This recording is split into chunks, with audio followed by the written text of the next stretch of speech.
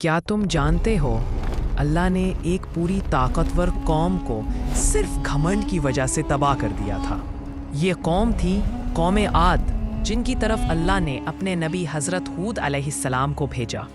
یہ لوگ غیر معمولی طاقت رکھتے تھے، لمبے قد، مضبوط جسم، اونچے اونچے محل اور تیز ہواؤں میں فخر سے چلنے والے لوگ تھے۔ لیکن ان کی اصل کمزوری ان کا سخت دل اور غرور تھا۔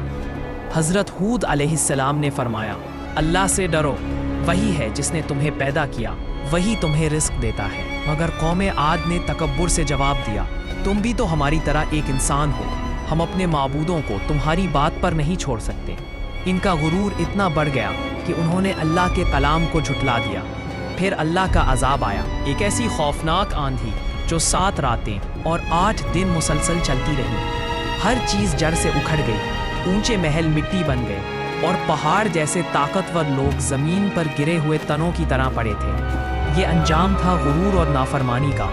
اور آج اگر ہم بھی اللہ کی بات نہ مانیں، اگر ہم بھی غرور میں مبتلا ہو جائیں، تو سوچو ہمارا انجام کیا ہوگا۔